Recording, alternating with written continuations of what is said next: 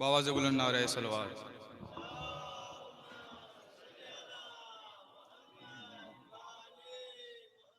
चार मिसर पेश कर रहा हूँ मौला अब्बास की शान में। एक बार फिर मिलकर दुरूद भेज दिएगा मोहम्मद वाले मोहम्मद पर।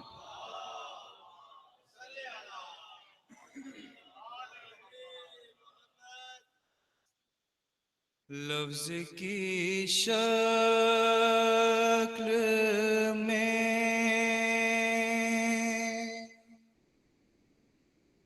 एहसास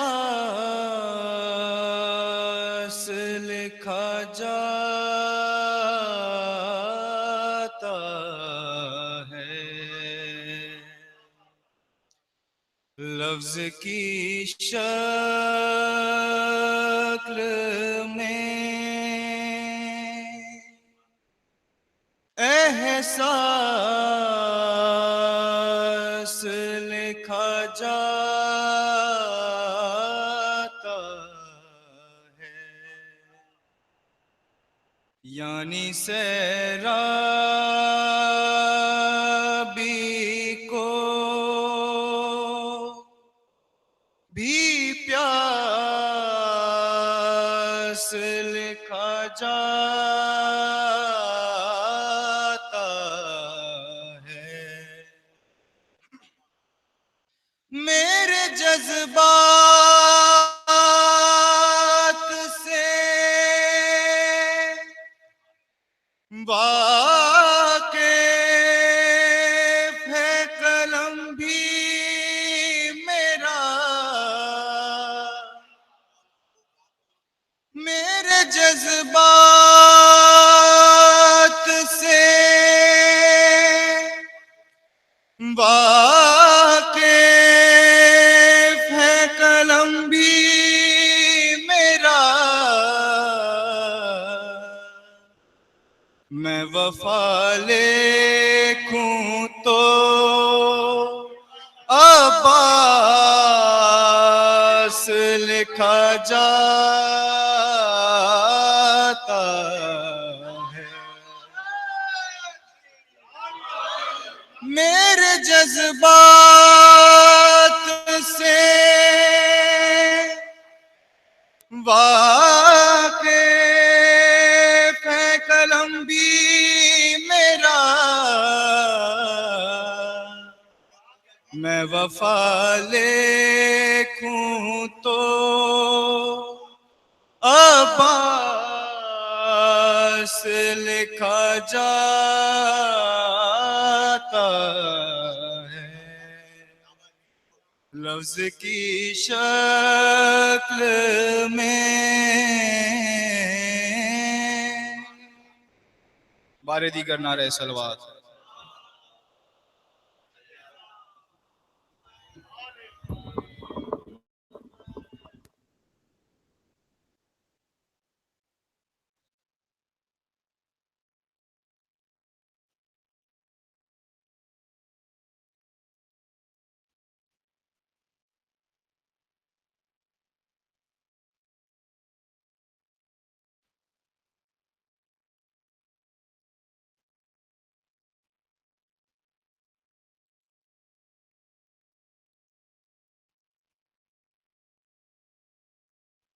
बिल्कुल बिल्कुल। बस दुआ दुआ कीजिएगा यार। मौला अली की शान में एक सलाम पेश कर रहा हूँ। मिलके दुरूद भेज दीजिएगा मोहम्मद वाले मोहम्मद पर।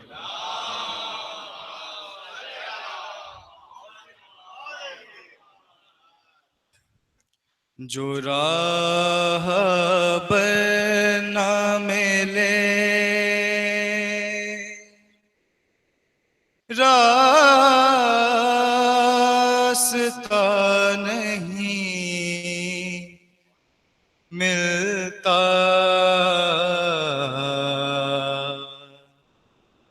जो राह बना मिले रास्ता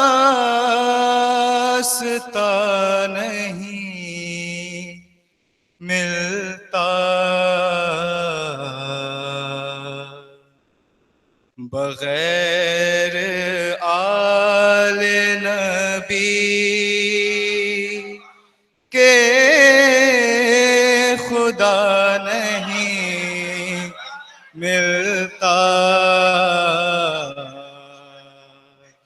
जो राह बरना में ले अली का जिक्र है, जिक्र रसूल जिक्र खुदा,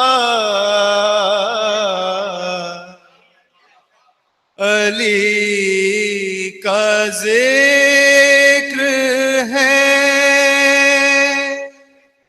जिक्र रसूल जिक्र खुदा।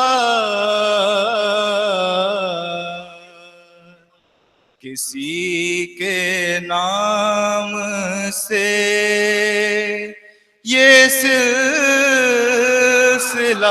नहीं मिलता,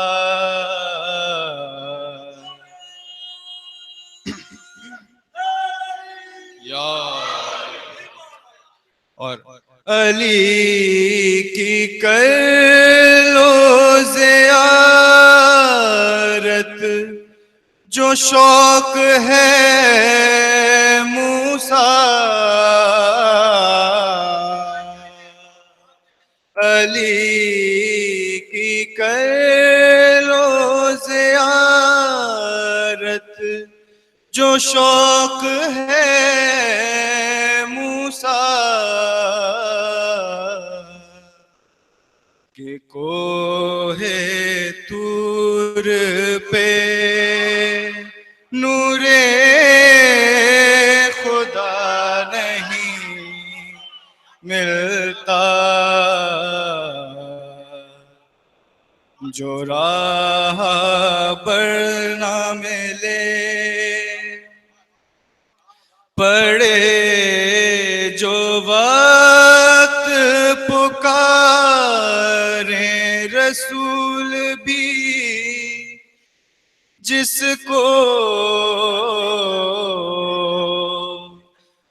पड़े जो वक्त पुकारे रसूल भी, जिसको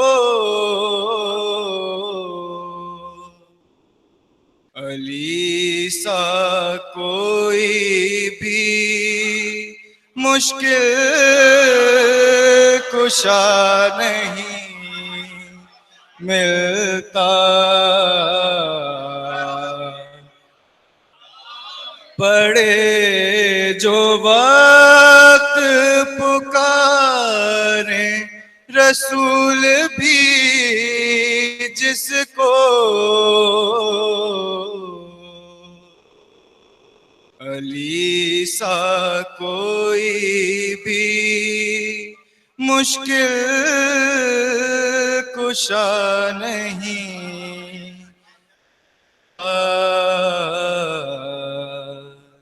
जो राह पर ना मिले।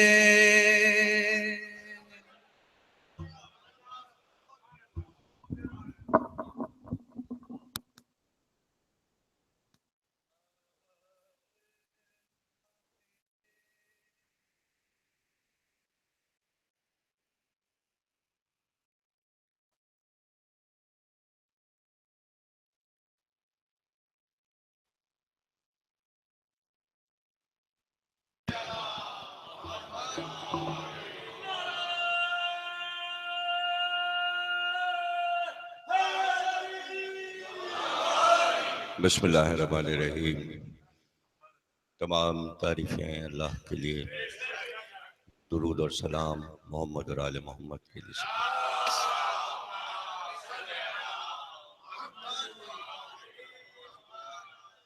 1438 हिजरी की अलविदाई अशे की दूसरी तकरीर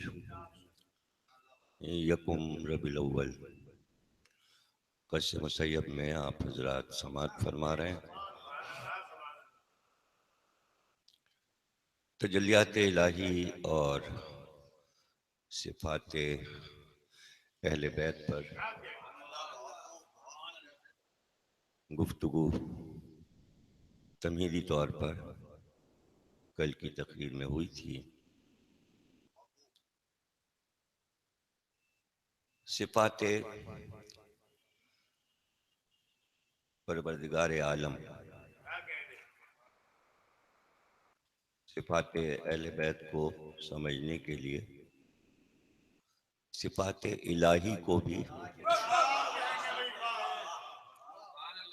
समझना इसलिए ज़रूरी है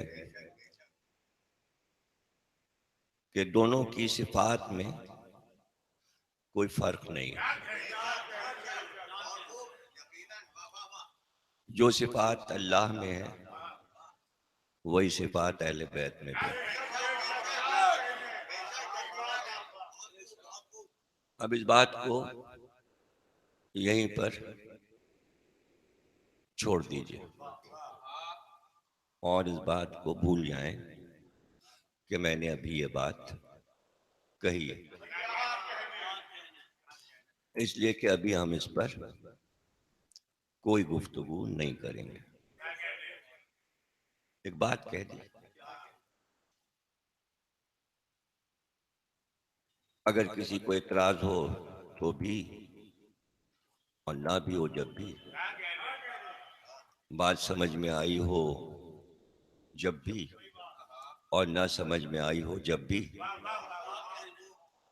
बेहतर यह है कि इस जुमले को बस ज़हन में रखें, ज्यादा सोचें। और गुफ्तगू ये है कि वो मालिक कुल अपने आप को बंदों से कैसे मनवाए। पहला सवाल, और यही सवाल आप अपने लिए कीजिए कि अगर आप माशरे में या खानदान में अपने आप को मनवाना चाहते हैं तो कैसे मनवाएंगे या कैसे मनवाते हैं। जाहिर है कि आप लफ्ज हैं बहुत से जो बोले जाते हैं, फला साहब बहुत हर दिल अजीज हैं। हर दिल अजीज यानी हर दिल इनको पसंद करता है। बहुत सोशल हैं, फला साहब बड़े मिलनसार हैं, फला साहब बड़े बाखलाक हैं, बड़े अच्छे तबीयत के हैं, बहुत अच्छी तरह मिलते हैं। यानी आप अपने को खानदान में, माशरे में, दोस्तों में, अहबाब में, पार्टी में मनवाए हुए हैं, यानी आपको माना जा रहा है। किस वजह से?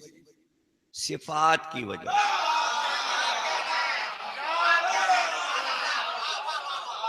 यानी अच्छी सिफात इंसान को सोशल बना देती है। ये सीधा सीधा फार्मूला है, चाहे वो कॉलेज का स्टूडेंट हो, यूनिवर्सिटी का स्टूडेंट हो, या महल्ले का कोई ग्रुप लीडर हो, या खानदान का कोई मशहूर ऐसा शख्स हो कि जिसे सब पसंद करते हो, या महल्ले का बहुत ही मकबूल शख्स हो, किसी न किसी सिफत की वजह से पसंद किया जा रहा है। अब ये तो सिफात हो गए, जिसमें सिफात ना हो फिर वो अपने को कैसे मनवाए।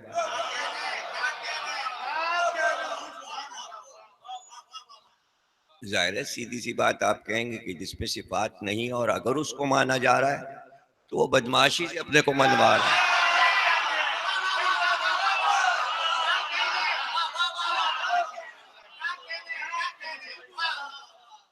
तो अब दो तरह के लोग माशरे में पॉपुलर हो जाते हैं, सोशल हो जाते हैं।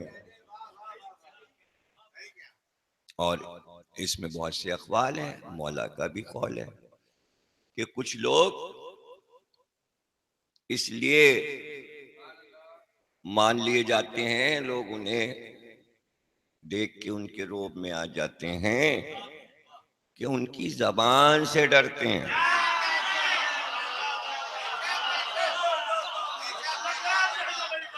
ना, अरे आपका क्या, माशाल्लाह बहुत अच्छे, आप तो बहुत, अगर ऐसा नहीं करेंगे तो पता नहीं क्या कहते हैं। अगर मजमे में कह दिया आपकी शक्ल बंदर जैसी है तो क्या होगा, जाने कौन सी जुमलेबाजी कर दें। तो जुमलेबाज लोगों का भी रोब होता है माशरे पे, और वो सीना जोरी करके अपने को मनवा रहे होते हैं।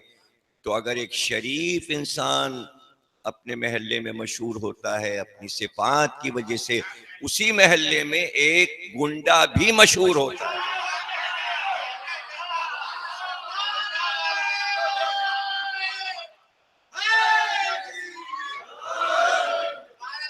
और उसके लिए लोग बहुत अच्छे अच्छे लफ्ज इस्तेमाल करते हैं और कभी उसका नाम नहीं लेते। जब भी कहेंगे तो भाई पुत्तन, लफ्ज भाई लगा के मतलब रिश्तेदारी लगा ली। हालांकि भाई पुत्तन अपने अखलाकियात की वजह से मशहूर है। तो शुरफा में भी भाई का लफ्ज होता है, दोनों तरफ भाई का लफ्ज इस्तेमाल होता है। तो ये तय हो गया कि अच्छी सिफात हो या बुरी, मशहूर इंसान उसी वक्त होगा, सिफात हो अच्छी हो या बुरी। अब पूरी दुनिया ने अल्लाह को तो देखा ही नहीं, माशरे के दो शख्स लोगों को नजर आ रहे हैं, उन्हें पता है ये अच्छा है ये बुरा है, सिफात देख रहे हैं इसलिए उसके रोब में हैं, उससे मुतासिर हैं, उसे मान रहे हैं। अल्लाह को तो देखा ही नहीं, तो उसकी सिफात उसके अमल इंसानों ने कहां देखा। अब वो ये चाहता है सारे बंदे हमारी सिफात को माने, और जब वो नजर ही नहीं आ रहा, उसकी सिफात भी नहीं नजर आ रही, इसलिए अल्लाह ने अपनी तमाम सिफात जो उसमें मौजूद थी वो बंदों में बांट दी।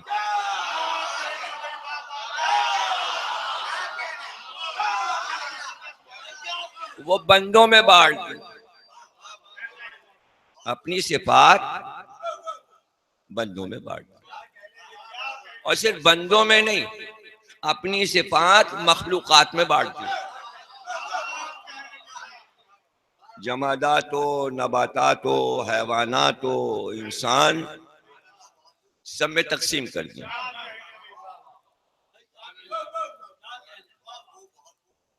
अब जाहिर है कि जब एक बात मैं कहूं तो फिर उसी पे तो मजलिस पढ़ना पड़ेगी ना, तो यहां तक इसलिए लाना था कि तकरीर इसी पे करना है कि अल्लाह ने अपनी सिफात बंदों में तकसीम कर दी ताकि मेरी सिफात बंदों के समझ में आ जाए और वो मुझे अपना रब माने।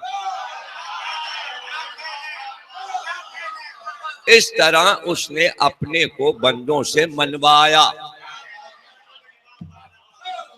यह है तौहीद का सफर। अब जाहिर है कि आपने बगैर तशरीह के वाह वाह कर दी, ऐसा लगता है जैसे आप हमारी पूरी बात को पढ़ के आए हैं। तो अब पता नहीं मुरव्वत में वाह वाह की या बात समझ में आ गई, और कैसे आपने हमारी ये बात मान ली, इसलिए कि फौरन जब मैं ये कहूं कि अल्लाह ने अपनी सिफात बंदों में तकसीम कर दी, तो मुझ पे तो शिर का फतवा लगना चाहिए।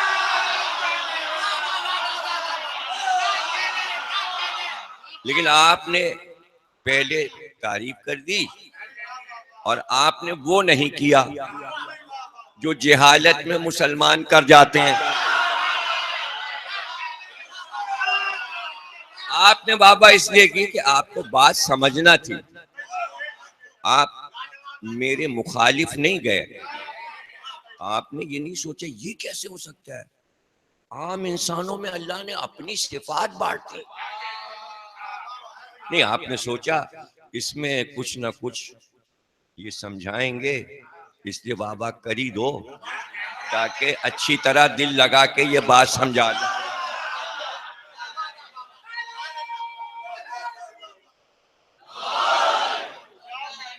अच्छा, आप बताइए अल्लाह की सबसे बड़ी सिफत क्या। मैं शुरू कर रहा हूं कि अल्लाह ने अपनी तमाम सिफात बंदों में अता कर। अच्छा, ये अभी देखिए शुरू करने जाता अभी जहन में आ गया।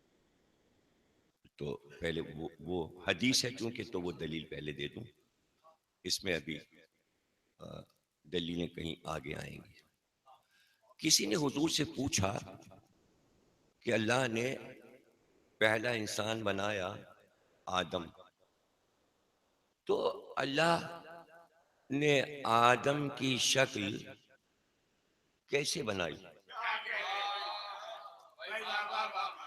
ये क्या खूबसूरत चेहरा तस्वुर इलाही में, इंसानी चेहरा। कहते हैं ना मखलूकात में सबसे खूबसूरत चीज क्या है, इंसान का चेहरा। कोई चेहरा देखा और बस सारा मामला चेहरे का है। बच्चे पे प्यार आए है? और करोड़ों शादियां हो चुकी चेहरों पे।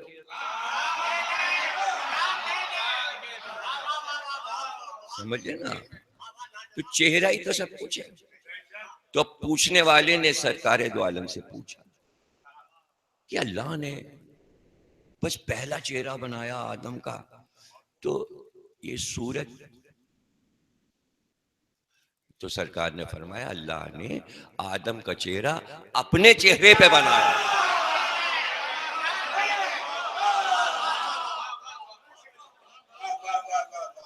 अब जिन्होंने हदीस नहीं पढ़ी, नहीं सुनी, किताबी हवाला नहीं मालूम,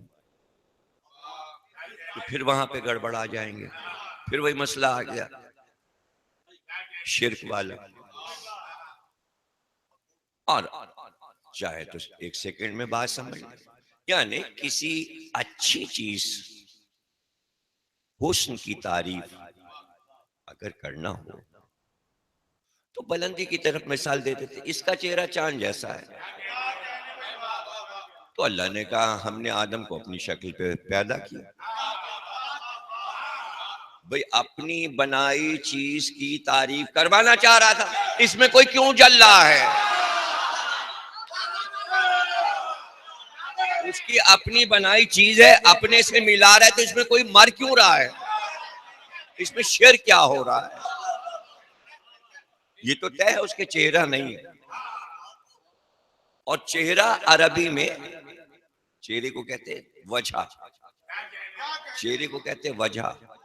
और वजह के मानी चेहरा नहीं है, वजह के मानी है पहचान। चूंकि वजह के मानी पहचान, इसलिए कि चेहरे को वजह इसलिए कहते हैं कि इंसान की पहचान चेहरा है। ये ना हो तो सारा बदन एक ही तरह का है, वही हाथ वही पैर वही सीना, अलग अलग जो सब नजर आते हैं अपने चेहरों से नजर आते हैं, निचला हिस्सा तो सबका एक ही तरह का।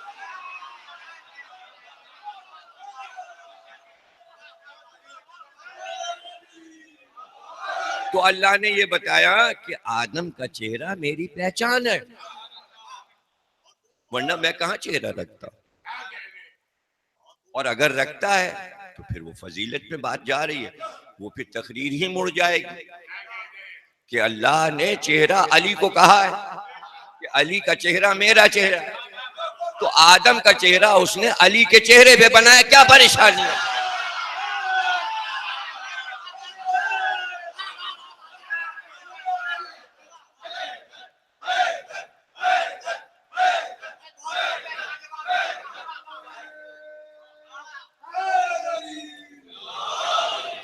तो तो जब वो सूरत दे सकता है, जुमला ये कहना था इसलिए वहां पे मैं रुका था और इस तरफ आ गया था, कि जब वो सूरत अपनी दे सकता है इन्हीं बंदों को, इंसानों को, तो सीरत क्यों नहीं दे सकता? और सीरत में सिफात आती, सीरत में सिफात आती। अब इसमें ये कोई कैद नहीं कि कोई खड़े होके कैद नहीं, सिर्फ मुसलमानों को, बात चीजों में मुसलमान नहीं आते। जब बात इंसानों पे हो रही हो तो गोया अब इंसानियत शुरू हो रही है। अभी मुसलमान आएंगे 1,24,000 पैगंबर के बाद, तो 1,00,000 बारियां निकल जाएं फिर कहीं मुसलमान का जिक्र होगा। मतलब इंसान को अल्लाह ने अपनी सिफात दी थी, उसमें कोई हो, काफिर हो, कोई भी हो। काफिर कोई पैदा थोड़ी हुए, काफिर तो हो जाते हैं, नहीं भी हो जाते, नहीं भी होते तो मुसलमान बना देते हैं।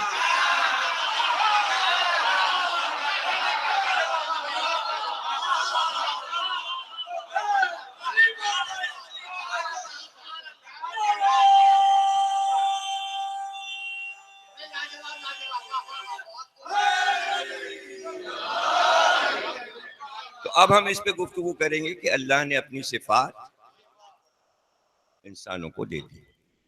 भाई पुत्र ने कहा बीच बीच में घड़ी देखते रहिए, तो अभी आधा घंटा नहीं हुआ, आधा घंटा भी नहीं हुआ, 5 मिनट बाद में, और आधा घंटा और पढ़ना, 1 घंटे रोज पढ़ेंगे, इसलिए कि कुछ तकरीरें ऐसी आ रही हैं जो यहाँ के बाद भी हैं।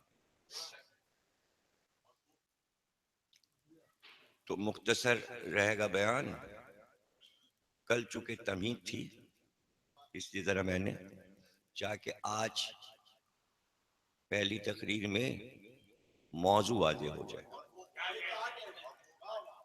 तो मौजू वाज़े हो चुका। तो अब अल्लाह ने अपनी सिफात बंदों में इसलिए तकसीम कर दी ताकि मखलूक अपने रब को पहचाने, कि वो अपने को मनवाना चाहता था। मनवाने के लिए उसने अपनी सिफात बंदों में तकसीम कर दी ताकि सबको अजबर हो जाए, सिफात इलाही सबको याद हो जाए। तो तमाम सिफात इलाही जो करोड़ों में होंगी, करोड़ों, उन करोड़ों में से छांट के किसी एक सिफत को अल्लाह की लेकर मौजू बना लेना कितनी मुश्किल बात है। लेकिन मैं आसानी से करोड़ों सिफात में से एक सिफात अल्लाह की जो करीब तरीन सिफत है, जो सबको याद है, वो लेते हैं हम। वो क्या है? रहम। मैं तो समझता हूं इससे बड़ी अल्लाह की सिफत कोई हो ही नहीं सकती। वो रहीम है, अपनी मखलूक पे रहीम। अब वो रहीम है, जब से रहीम है, और हमेशा रहेगा और रहीम रहेगा। तो इसके मानी ये कि रहीम जो सिफत है उसकी, तो ये इनकार है जुल्म से, कि तय हो गया वो जालिम नहीं है, उसे जुल्म से नफरत है, उसे जुल्म से नफरत है, और वो अपनी मखलूक पे रहम फरमाता है, जुल्म नहीं करता। अब मखलूक को क्या पता, मखलूक को क्या पता कि रहम फरमा रहा है? कैसे पता चले कि रहम फरमा रहा है? इसलिए कि कभी आंधी आ गई और कभी तेज बारिश हो गई और कभी बर्फ गिरी तो खेत सारे जल गए, आंधी आई तो कच्चे फल गिर गए, फसल खराब हो गई, सैलाब आया, खेत बह गए, लोग बह गए, मर गए, जलजला आया, जमीन फट गई। अब कैसे पता चले अल्लाह रहीम है?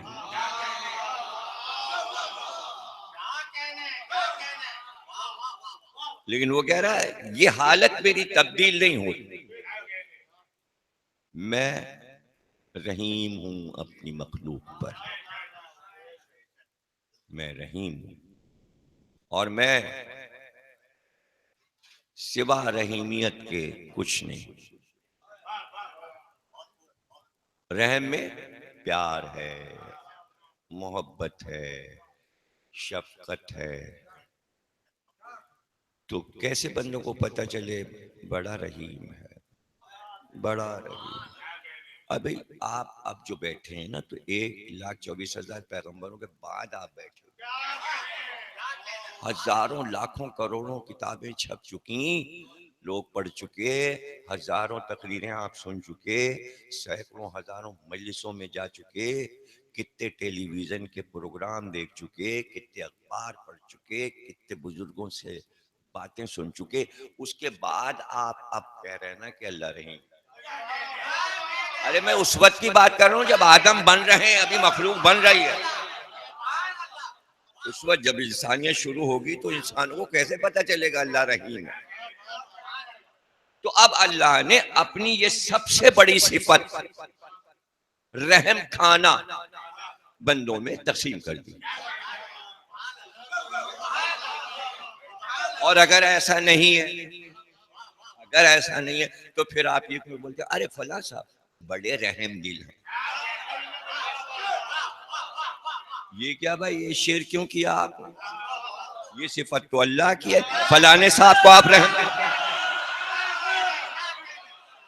कैसे पकड़े जाते हैं देखिए। अरे नहीं साहब, फलाने जज साहब बड़े रहम दिल। ये क्यों जज साहब क्यों रहम दिल?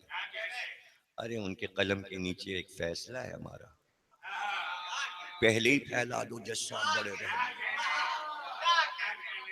अरे थानेदार साहब बहुत रहम। अभी नए जनरल साहब जो है बड़े रहम दिल। कैसा देखिए रहम दिली बट रही है। ये तकसीम कर रहे हैं आप अपनी जबान से, फलाने हमारे दोस्त, फलाने हमारे पड़ोसी बड़े रहम दिल हैं। दिन में कितनी बार आप बोलते हैं इंसान के लिए रहम दिल? बड़े रहीम है साहब, बड़े रहीम। क्यों शिर्क नहीं हो रहा? बिस्मिल्लाह रहमान रहीम, अल्लाह रहीम है, आप कह रहे हो बंदा रहीम। क्यों कह रहे हो? इसलिए कह रहे हो कि अल्लाह ने अपनी ये सिफत बंदे को दी है। लेकिन जज साहब रहीम है, वकील साहब रहीम है, पड़ोसी रहीम है, फलाने साहब कस्टम ऑफिसर बड़े रहीम है, सिक्योरिटी ऑफिसर बड़े रहीम है, उस्ताद बहुत रहीम है, नंबर बढ़ा देंगे, फेल नहीं करेंगे, बड़े रहम दिल, सब रहम दिल है।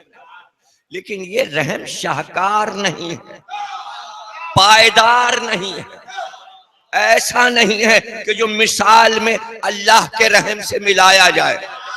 इसमें वजूहात आ रही हैं, इसमें शराइत आ रही हैं, इसमें अगराज आ रही हैं। कोई ऐसा रहम दिखाओ कि जो बेगरज हो, इसलिए कि अल्लाह किसी गरज से रहम नहीं फरमा रहा।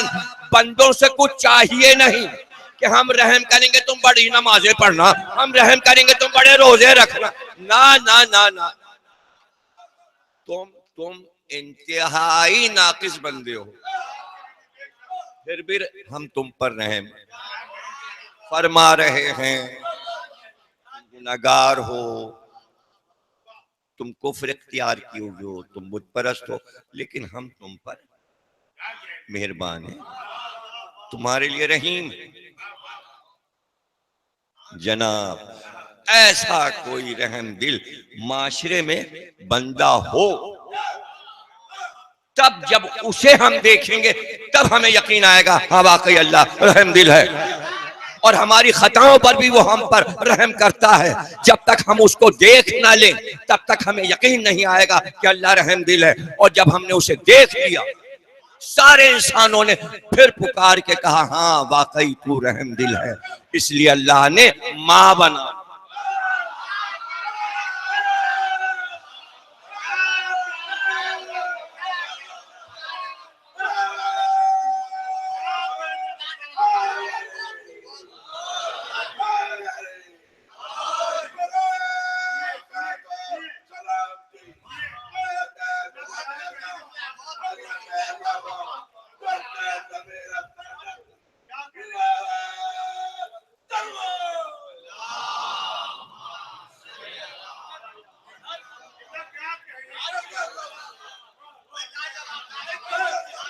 देखिए कितना ही रहमदिल क्यों ना हो कोई इंसान, लेकिन आप खता करेंगे वो रहमदिल ना रहेगा। जुर्म होने पर वो रहमदिल नहीं रहेगा, चाहे वो जज हो, वकील हो, ऑफिसर हो। जब आप जुर्म करेंगे तो कहेगा अब तुमने खता की है, सजा मिलेगी। नहीं, वो ऐसा रहीम खताओं पर भी रहम फरमाता है। वरना बंदों में और अल्लाह के रहम में फर्क क्या रहे? बंदा अपनी खता पर गुस्से में आ जाता है, परवरदिगार रहम फरमाता है। बंदा खता करता है, यहां से खता होती है, वहां से अता होती है। जब तक ये मिसाल खता और अता इंसान में नजर ना आ जाए, कोई यकीन नहीं कर सकता कि अल्लाह किस तरह का रहीम है। अब ये मिसाल सिर्फ मां में मिलती है कि बच्चे को पाल रही है, न अपनी गर्मी का पता न अपनी सर्दी का पता, न अपनी सेहत का पता। कितनी ही मां बीमार क्यों ना हो, बुखार में मुब्तला हो, सर दर्द में मुब्तला हो, लेकिन बच्चा भूखा हो और वो बहाना कर दे बच्चे से, मैं इस वक्त दूध नहीं पिला सकती, सर में दर्द है, भी नहीं समझे। ऐसा लग रहा है जैसे किसी की अम्मा ही नहीं, सब आदम की तरह पैदा हो गए। तकरीर ही नहीं समझ में आ रही है। अब वही माँ नमाजी भी है, उसे वुजू भी करना है, अल्लाह की इबादत भी करनी है, और बच्चा तो अभी जो है वो 3-4 महीने का है, गोद से जुदा नहीं कर सकती, सीने से लगाए बैठी है, गोद से उतारती है तो वो तड़प के रोने लगता है। किसी की गोद में जा नहीं रहा है, माँ की गोद में रहना चाह रहा है, माँ भी नहीं छोड़ना चाह रही है, गोद में उठा लिया, नमाज का वक्त है, कपड़े पाक थे, जैसे ही गोद में लिया दूध पिलाया तो पेशाब ने जोर किया तो धार बांध के मुंहता, जब मुंहता तो माँ के कपड़े खराब हुए। अरे अभी तो मुझे नमाज पढ़नी थी, मेरे कपड़े नजिस कर, 2 थप्पड़ बच्चे के लगाए और उठा के फेंका, हरामजादे मेरी नमाज खराब कर दी। क्या क्या क्या समझ में आया? क्या माँ ऐसा करती है? फिर माँ क्या करती है? कपड़े बदलवाए, पहले बच्चे के कपड़े बदलवाए, उसे पाक किया, नए कपड़े पहनाए, फिर प्यार किया, फिर गाल थपथपाए, फिर लिटाया, फिर जाके अपने कपड़े पाक किए, फिर नए कपड़े बदले, फिर जाके नमाज पढ़ी। उसकी नमाज कज़ा नहीं हुई, इसलिए कि इबादत में लगी।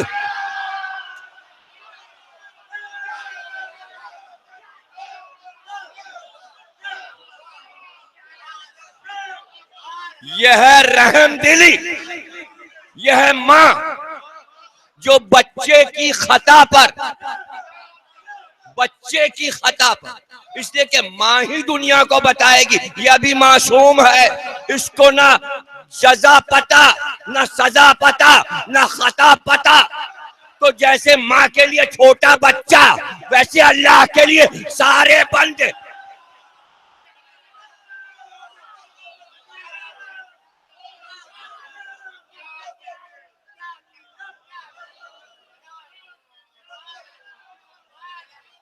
जब इंसान को यकीन आया बेशक वो रहम दिल है,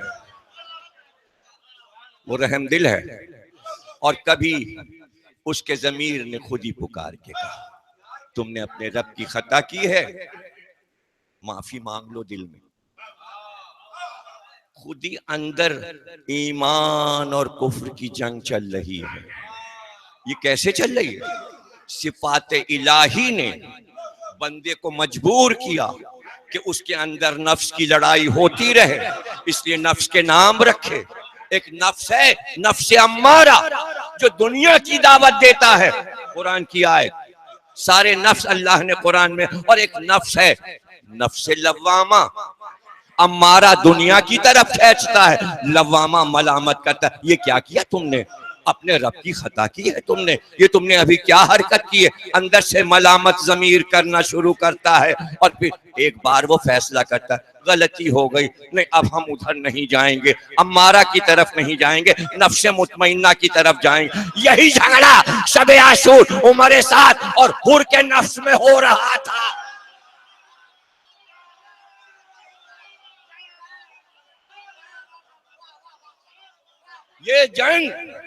ये जंग ईमान और कुफ्र की नहीं थी, सिफात इलाही को समझने में जल्दी या देर की जंग थी। हुर सुबह होते ही सिफात इलाही समझ गया, उमर साथ समझ कर टाल गया, इसलिए वो जहन्नुम में गया। ये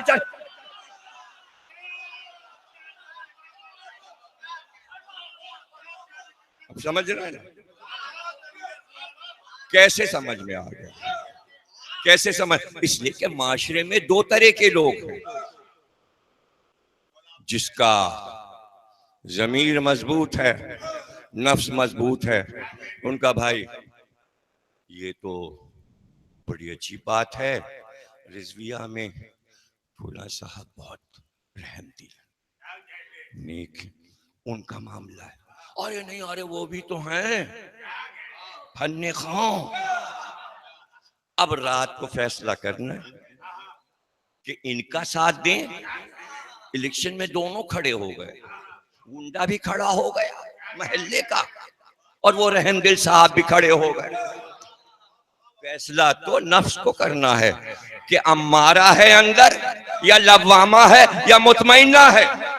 तो ये लड़ाई जो हुर और उमर साद के नफ्स में हो रही थी, तो माशरे में दो आदमी नजर आ रहे थे।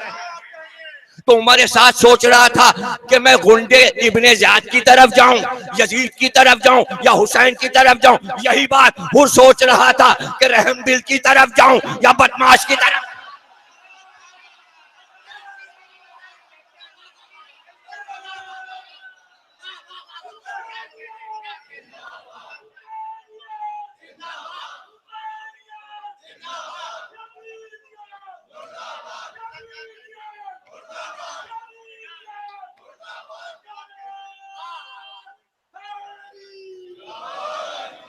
सिफात सिफात बंदों में बांट दी, तो अब आप घबराएंगे नहीं।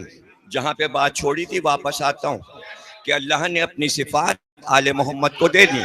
जब आपने ये तस्लीम कर लिया कि दुनिया के सारे बंदों में अल्लाह ने अपनी सिफात तकसीम कर दी और अपना रहम माँ और बाप को दे दिया, आप मानते हैं इस बात को, तो ये भी मान लीजिए कि हर नबी अपनी उम्मत का बाप होता है और हर इमाम अपनी उम्मत का बाप होता है, और वैसा ही शफीक होता है। जैसे बंदों पे अल्लाह है वैसे ही उम्मत पे नबी।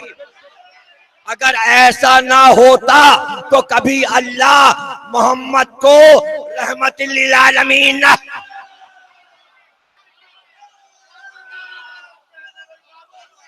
क्या सिर्फ टाइटल है, सिर्फ नाम दे दिया? जैसे मैं बंदों पे रहम फरमाता हूं, कयामत तक मोहम्मद का रहम आलमीन पे रहेगा, आलमीन पे रहेगा। और मैं कहूं अरे इनका क्या कहना, माशाअल्लाह, बस समझिए बिल्कुल मेरे जैसे। बाप कहते ना, हाँ साहबजादे मुझ पे गए, तो मुश्किल नहीं है फैसला करने में सामने वाले। हाँ हाँ मैं बिल्कुल, आपका तो किरदार देख चुके। 60-70 बरस तो हमने आपको देखा, इंतहाई आला किरदार आपका, तो साहबजादे में भी वही असर आया है, साहबजादे भी वैसे ही नजर आ रहे हैं, और इसके लिए भी मसले और बहुत सी मिसालें दी जाती हैं। कूद के पांव पालने में नजर आ जाता, तो पहले ही कह देते हैं हाँ भाई अच्छे घर का लड़का, अच्छे घर में पैदा हुआ, अच्छा निकले। और फिर जब बड़ा होता है कि अरे भाई बिल्कुल अपने बाप के नक्शे कदम पर। और ऐसी लाखों मिसालें, हजारों मिसालें होती है ना। तो अगर कह दिया अल्लाह ने मेरा हबीब रहमत लिल आलमीन है, कयामत तक आलमीन के लिए रहमत रहेगा। अब अगर नबी कह दे हुसैन मुझ जैसा है, तो हुसैन से बड़ा रहम दिल कौन है? हुसैनो में निवाना मिनल हुसैन।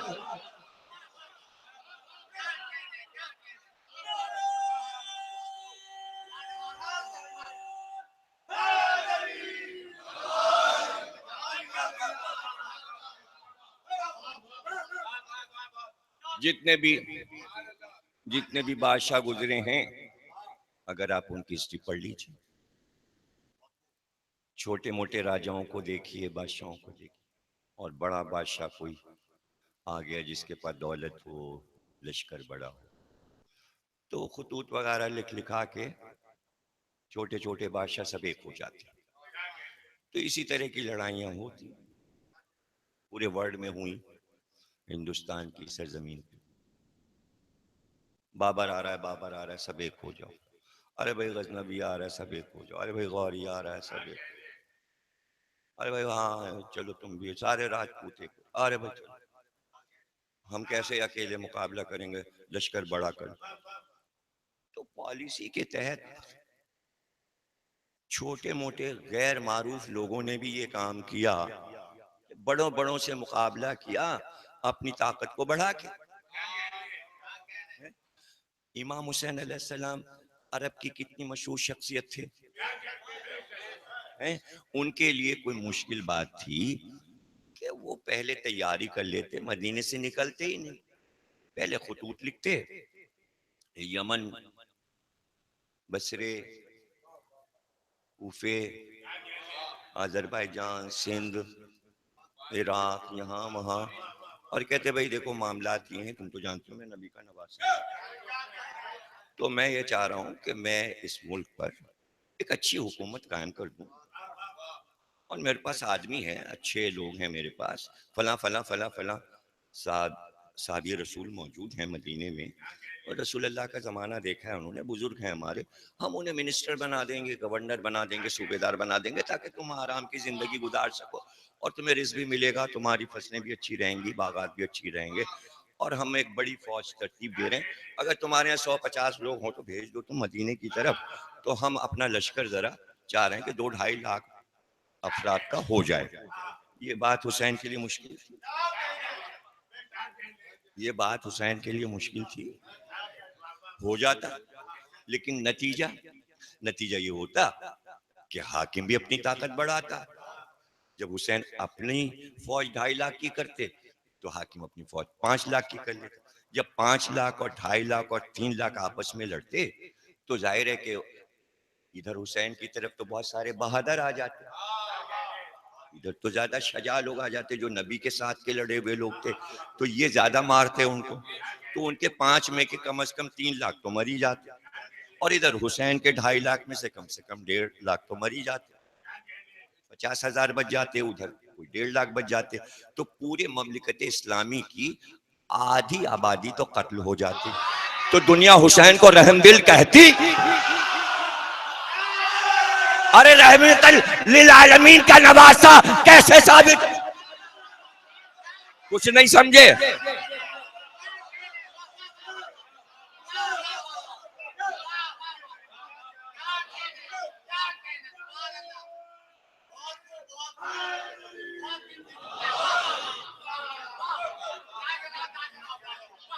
अब इसमें भी देख लीजिए भाई 72 आदमी है, अब रहमत की मिसाल इससे बेहतर कायनात में कहीं मिले तो ढूंढ के लाइएगा। भाई 72, ये 72 72 ही क्यों,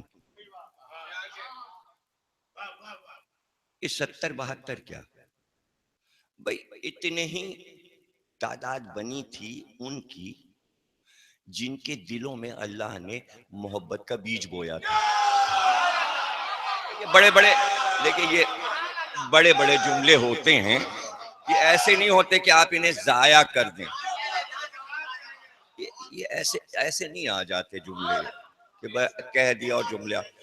ये कीमती जुमले, इन्हें जवाहरात समझ के लीजिए, इन्हें जहां मोहब्बत बोई गई थी। अभी तो मैंने मोहब्बत बोई है ना अपने जुमले के लिए, ताकि मैं समझाऊं कि ये 72 जो जा रहे हैं ये मोहब्बत के रिश्ते से जा रहे हैं। ये मोहब्बत के, यानी बेटा बाप को नहीं छोड़ सकता। ये कैसे हो सकता है कि 3 बेटे अगर हुसैन के हैं और बाप जा रहा है तो एक घर पे रह जाए। बराबरी के दर्जे पे मोहब्बत है ना भाई। या 6 महीने वाला हो या 24 साल वाला हो या 18 साल वाला हो, मोहब्बत तो बाप से बराबर है।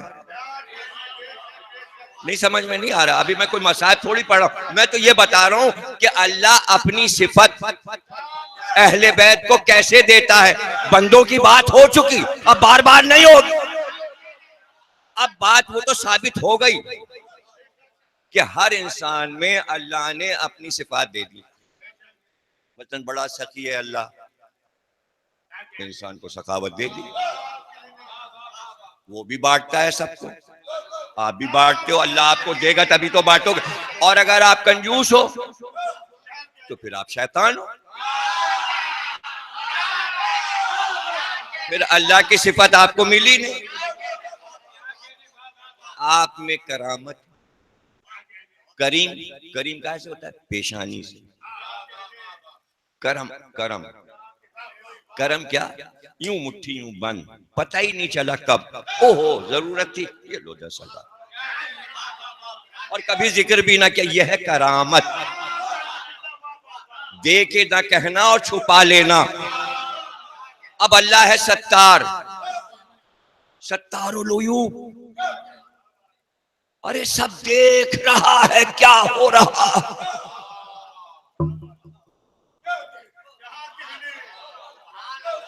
सब नजर आ रहा है, छुपाए हुए जाहिर होने ही नहीं देता। अब बंदों में माशरे का बेहतरीन इंसान वो है जो ये कहे सीने में राज हैं, ने हम नहीं चाहते कि ये माशरे में चेहरा छुपाएं। अरे उनका क्या कहना, उन्हें हमारा ऐब मालूम, ऐसे मिलते हैं जैसे जाहिर होता है इनको पता है। सत्तारो लोयू, अपनी सिफत बंदे को दे दी, ऐब छुपाना। शरा फिका की एक शिक रख दी, दूसरों के ऐब छुपाओ। सिफत दे भी रहा है और सिफत की आदत नहीं समझ में आ रहा है। फिर मैं बंदों पे वापस आ गया, फिर बंदों पे वापस आ गया।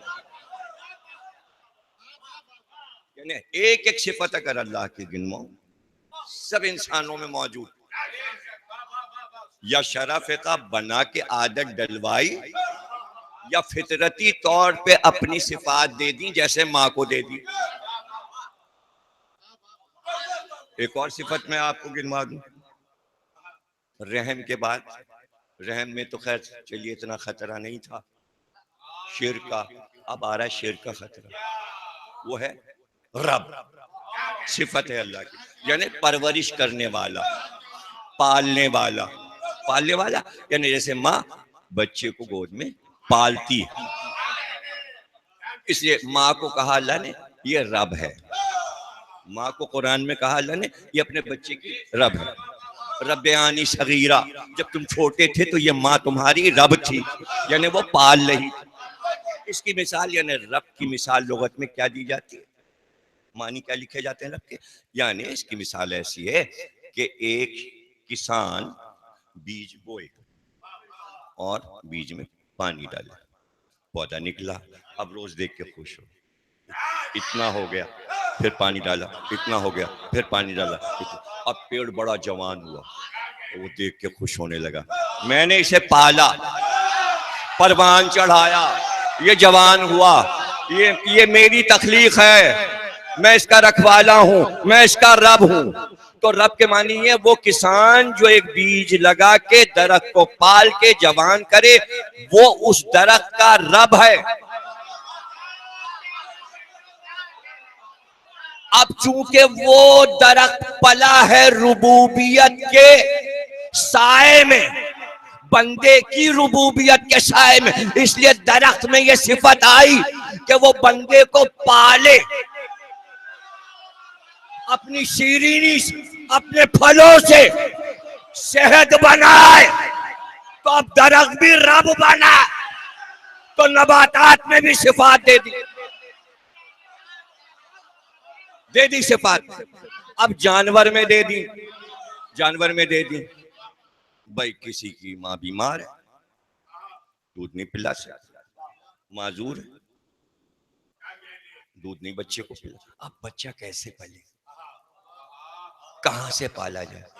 जाइए गाय लगा लीजिए। अरे पहले जमाने में जिम्मेदार गाय खरीद लेते थे, जहां पता चला बेटे के यहाँ पोते की आमद है, बच्चा, एक गाय खरीद लो अच्छी सी। कौन सी गाय खरीद? बच्चे वाली के दूध होता है। जिस गाय का बच्चा होगा ना उसी के तो दूध होगा।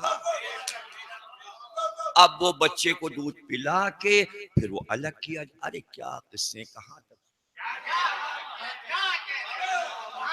पहले बछड़ा छोड़ दिया जाता था, ये पी ले, जब दिल भर के पी लिया तो हटाया गया।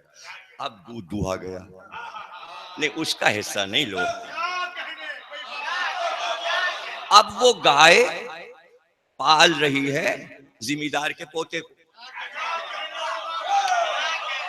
परवरिश कर रही है। अब वो तो जाहिर है ज़ईफुल ईमान। बातें तो सदियों पहले की हो रही है, तो आज कोई रिजविया की बात हो रही, कोई नागमाबाद या कराची की बात हो रही, जहाँ गाय भी नहीं नजर आती। कहाँ नजर आती है? पंजाब में कहीं गाय होती है? और पुरानी बात हो रही। तो हिंदुओं ने क्या कहा, अरे इसने तो हमारे घर के बच्चों को पाला, ये तो हमारी गाय माता है, ये तो गौ माता है, इन्होंने तो माँ का किरदार अदा किया है। अब उनके आगे सर हाथ जो, तुमने हमारे घर के बच्चे पाले। उन्होंने कहा भाई खबरदार, गाय को नहीं काटना, ये मुसलमान तो गाय काटे काटे, ये तो तुम बकरीद में गाय खरीदेंगे। अरे भाई गाय का है कि बैल खरीद लो, गाय को क्यों मार रहे हो? अब झगड़ा शुरू, जनाब फसाद, अभी गाय नहीं कटेगी। और मुसलमान कर, हमारे यहाँ तो गाय काटने का हुक्म है, और हमारे यहाँ तो कुरान का पहला सूरह ही सूरह बकरा है, और अल्लाह कह रहा है गाय जरूर काटो, हम तो काटेंगे। वो कह रहे हैं वो माँ बनी है, अल्लाह ने अपनी रहमत उसको दी है, वो बच्चों को पाल रही है अपने दूध से, आप माँ को काटेंगे? मुसलमान कह रहे हैं हमारे यहाँ माँ बा नहीं है, हम गाय को माँ बा नहीं मानते। टकराव, अफकार का टकराव, अकायद का टकराव, कुछ नहीं। आप बिल्कुल, आप ऐसे गए, यूं गए जैसे 100 का बल्ब जल रहा था।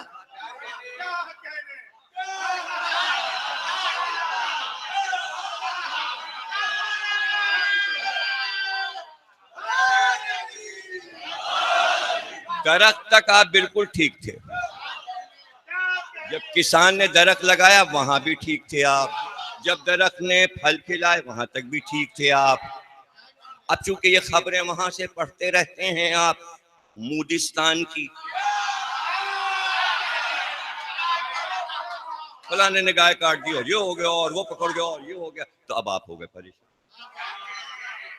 इसमें मसला क्या यार, ये तो समझ ही नहीं रहा। हिंदू तो माँ कह रहा है गाय को, मुसलमान काटे दे रहे हैं, तो इसमें सही क्या है?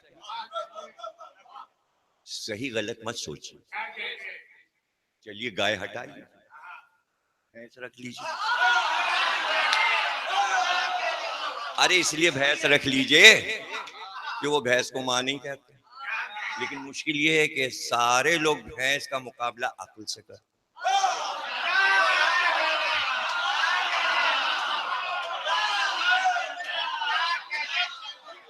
अच्छा, और आजकल गाय वाय का दूध तो देखिए ना, हमारे जमाने में बचपन में भी भाई गाय का दूध लेके ना आना हमारे यहाँ, अरे बड़ा पतला होता है, हल्का दूध होता है, बिल्कुल पानी होता है। भैंस का दूध जरा अच्छा भारी दूध, भैंस का ही दूध आता है।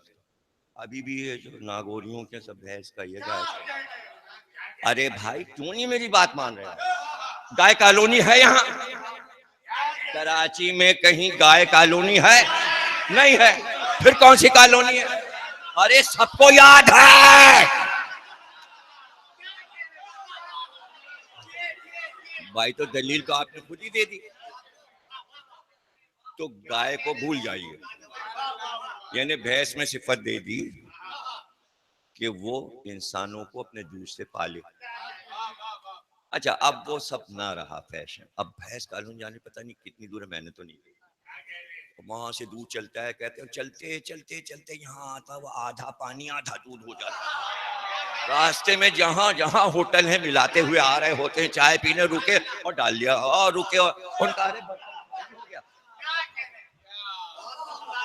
उनका भाई दूध खालिश नहीं, उनका फिर क्या भाई, दूध तो हॉलैंड का है, ये पाउडर।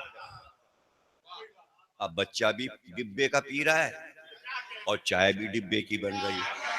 तो अब गाय भैंस नहीं पाल रहे हैं बंदों को, डिब्बे पाल रहे।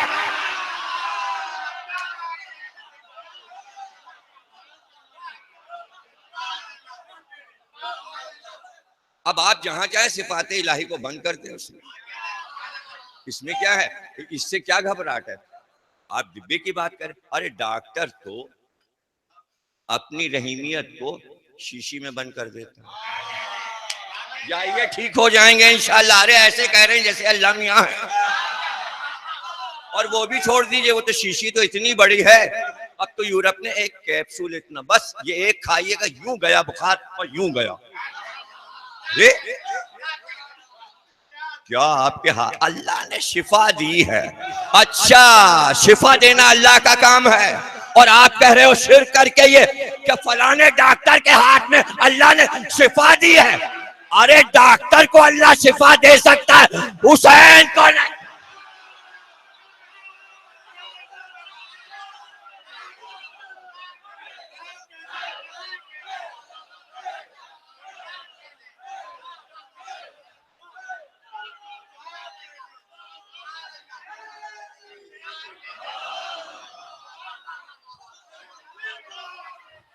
अल्लाह शिफा देता है, हाँ अल्लाह शिफा देता है, लेकिन कैसे पता चलता कि अल्लाह शिफा देता है? इसलिए कहा अल्लाह ने इसी जमीन को जिसके लिए मैंने कहा जाइलुन फिल अर्ज़ खलीफा, ये अर्ज मैं आदम के नाम कर रहा हूं, जमीन आदम की है, मैंने कहा है अब कोई ले ले आदम से, तो अल्लाह के पास जाए लिखवा के लाए उसकी है। तो पता चला सब काबिज लोग हैं ना, आदम की जमीन है, रूस वाले भी काबिज हैं, अमेरिका वाले भी काबिज हैं। क्या आदम वसीयत लिख के गए हैं इनके लिए? तो कहीं वारिसे आदम हो तभी तो अर्श का मालिक होगा। इसलिए कहा अस्सलामु अलैका या वारिसा आदमा सफ़तुल्लाह, अरे आदम के वारिस तुझ पे सलाम। अब वारिस का पता कैसे चले? जैसे ही वारिस ने जमीन पे कदम रखा, अल्लाह ने कहा यह शिफा है।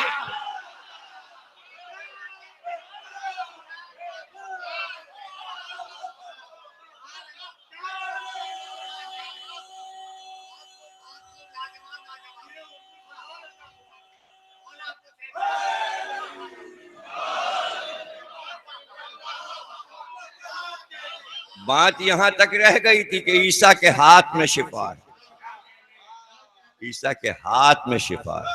अल्लाह ने कहा नहीं, ऐसे भी बंदे जिनके पैर में शिफा, मिट्टी पे कदम रख दे तो मिट्टी शिफा बन जाती है, उसका नाम हो जाता है खाके शिफा। और बनी कैसे खाके शिफा?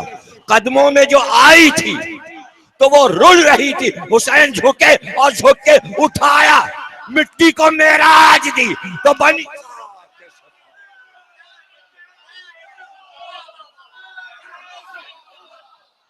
खाके शिफा।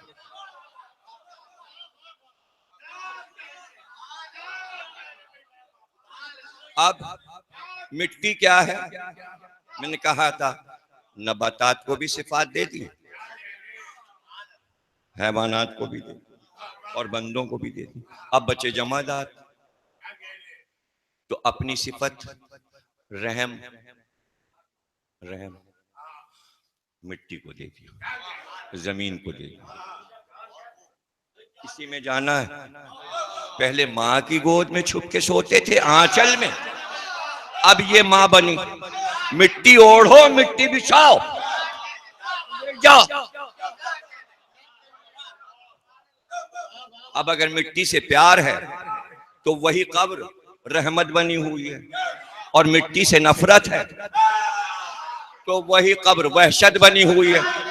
लेकिन आप कहेंगे भाई मिट्टी से नफरत और मोहब्बत क्या, बात समझ में नहीं आई। तो यूं समझ लीजिए कि मिट्टी से नफरत और मोहब्बत कुछ नहीं है, मिट्टी के बाप से अगर मोहब्बत है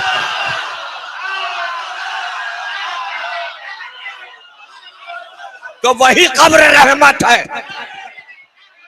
और अगर बूतराब से दिल में खाक उड़ रही है तो वही खाक वहशत है।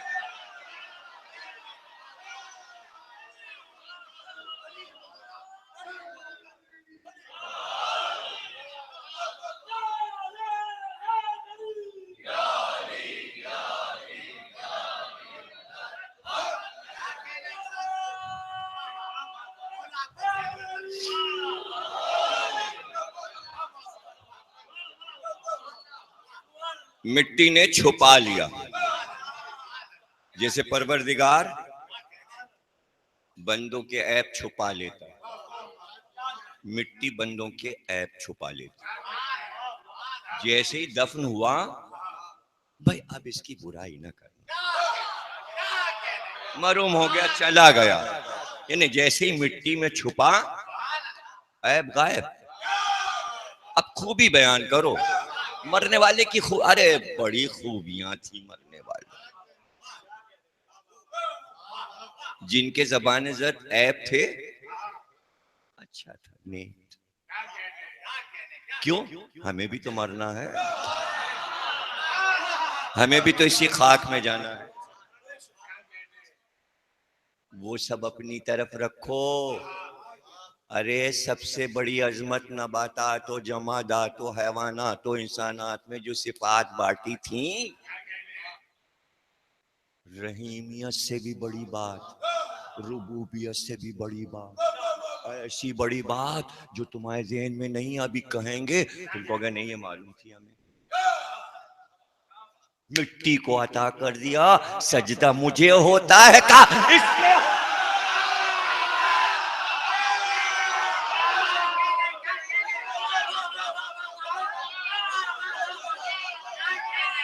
अब अगर कोई मिट्टी पे सजदा करना शिर्क समझता है तो जमीन पे सजदा करना छोड़ दे, हवा में करे, हवा में करे।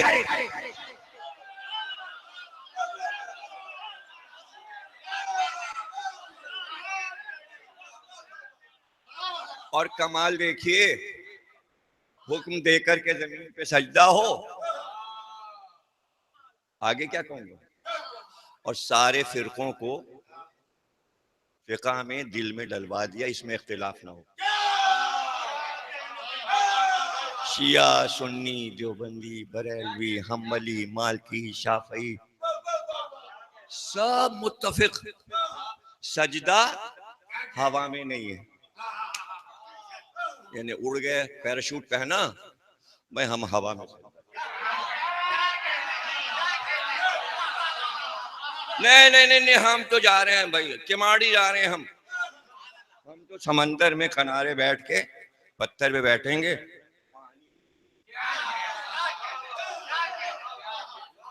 और कोई बड़ा जी आला हो गया, हम तो अंगारे जला के आग पे सजदा करेंगे। चार अनासिर हैं, आग पे सजदा हराम, पानी पे सजदा हराम, हवा में सजदा हराम, मिट्टी पे सजदा वाजिब।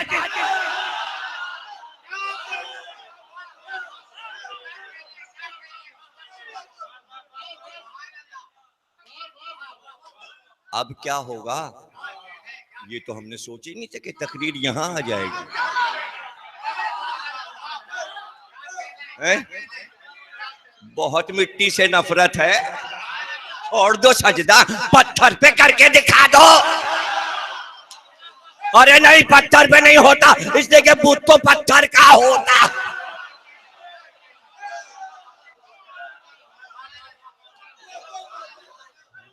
कपड़े पे नहीं होता सजदा, रूई पे नहीं हो सकता सजदा, तो मिट्टी पे।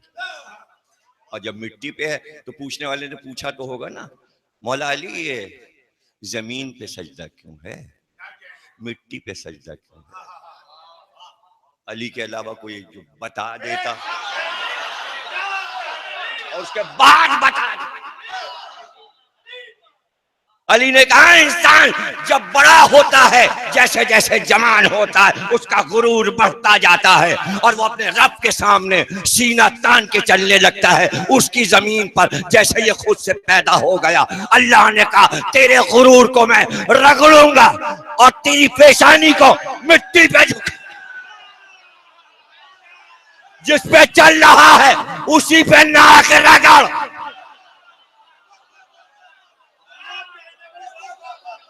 अब जुमला सुनना अली का सजदा वो है जैसे ही बंदा सजदे में गया और खाक लगी पेशानी पे, अब जो सर उठाया तो अंदर का गुरूर का बुत टूट के चकनाचूर।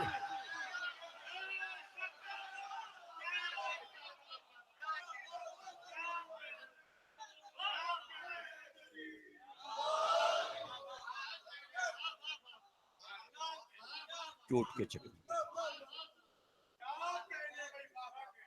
फिर फरमाया, याद दिलाया तेरी असल क्या है, यहीं से उठी है तेरी खाक और यहीं जाना है। तेरी असल यही है, तेरी आखिर भी इसी मिट्टी से बना है, इसी मिट्टी में मिलना है, इसलिए इसी पे कर सजदा। सजदा उसका, वसीला मिट्टी का। अभी भी वसीला समझ में नहीं आ रहा।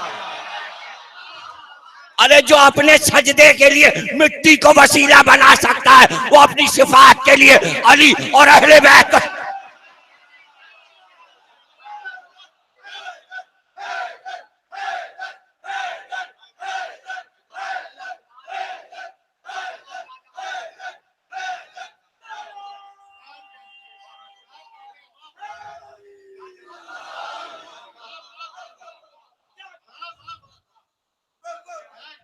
यही देखने आई थी, यही देखने हजरत ज़ैनब आई थी।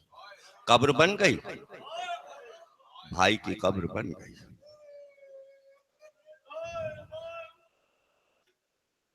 नक्शा क्या बना है, कहां है अली अकबर की कब्र, किधर है गंज शहीदा। करबला का नक्शा सही बन गया, किधर से जाहिर आएंगे, कहां कयाम करेंगे। भाई की कब्र पे साया कैसे होगा। करिए वालों को बुला लो, गांव वालों को बुला लो, बता दो सबको बहन आई है, भाई की कब्र पे आई, आओ ताजियत कर लो, आओ हमारे साथ मजलिस कर लो हुसैन मजलूम की। तमाम आसपास के गांव उमड़ आए, ज़ैनब आई, रसूल की नवासी आई है। कहते हैं चेलम के दिन बहुत मजमा हुआ, बहुत मजमा हुआ और ख्वातीन हजरत ज़ैनब के साथ ज़ियारत पढ़ने का तरीका बताया, सलाम करने का तरीका बताया। हुसैन की चादर कब्र पे डाल दी, जो सर लाई थी कब्र पे रख दिए, जो उसी दिन कब्रों में दफन हुए, गंज शहीदा में दफन हुए, सरों को कब्र पे रखकर 7 कदम पीछे हटी, फिर आगे बढ़ी और फिर कलमे की उंगली उठाई और कहा सलाम अलैका या अबा अब्दुल्लाह, ये हुसैन आप पर सलाम हो। ज़ियारत पढ़कर 7 बार भाई के कब्र का तवाफ किया। गांव की औरतें, बनी असद की औरतें मातम करती जाती थी और कब्र का तवाफ करती जाती। इतना मातम हुआ कि करबला का बन गूंजने लगा, सदाएं दूर तक फैल गई। जहां सदा या हुसैन की पहुंचती थी, लोग घरों से निकल आते थे, शोर होता था, हुसैन के घर वाले आए हैं, कैद से छूट कर आए हैं, शाम से छूट कर आए हैं। जब मजमा बहुत बढ़ गया और बड़ा गिरिया हुआ, बीबियों ने कहा बहुत मजलिस हुई, बड़ा मातम हुआ हुसैन का, शहादाए करबला का बड़ा मातम।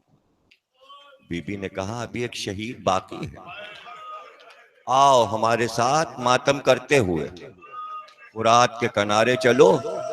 अभी तक सब कह रहे थे या हुसैन, अब कहो वाह बासा,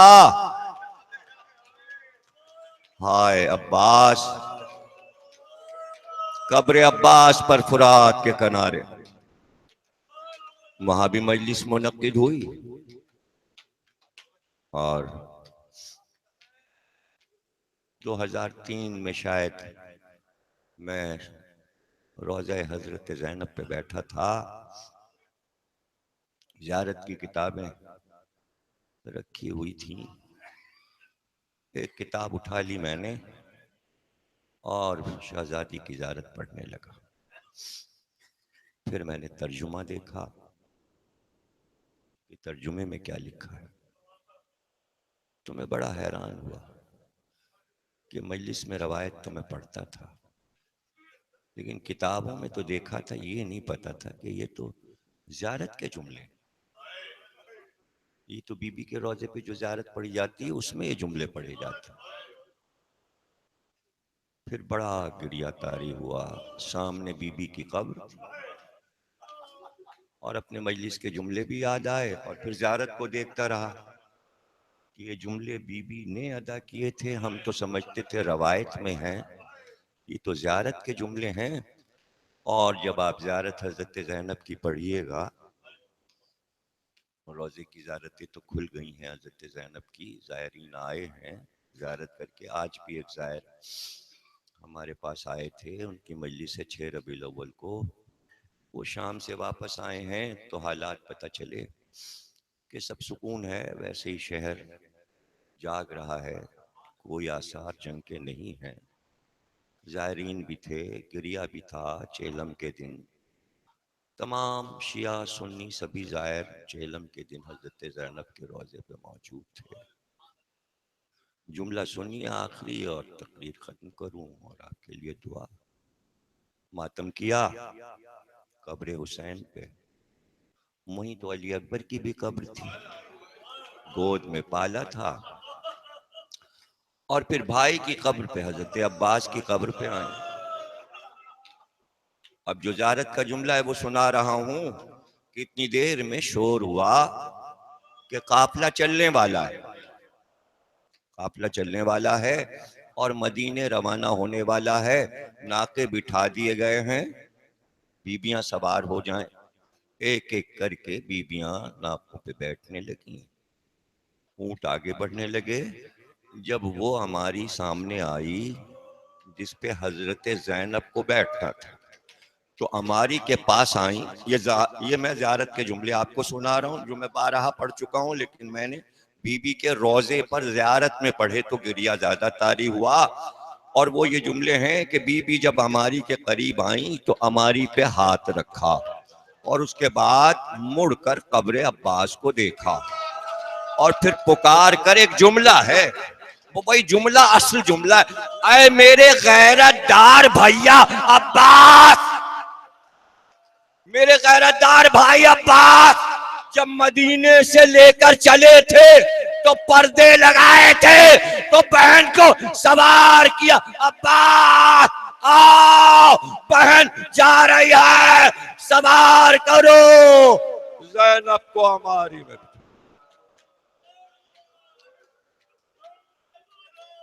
बारेला इस इबादत को कबूल फरमा, हमें कोई गम न देना सिवा गम हुसैन पाक के मोहम्मद और आले जो मर गए उनकी रूहों को बख्श दे, आला इल्लीन में बुलंद दरजात अता फरमा। परवरदिगार जो हज वज़ारा से मुशर्रफ होना चाहते हैं हज वज़ारा से मुशर्रफ, इमाम ज़माना का ज़हूर फरमा, ज़हूर में ताजील फरमा।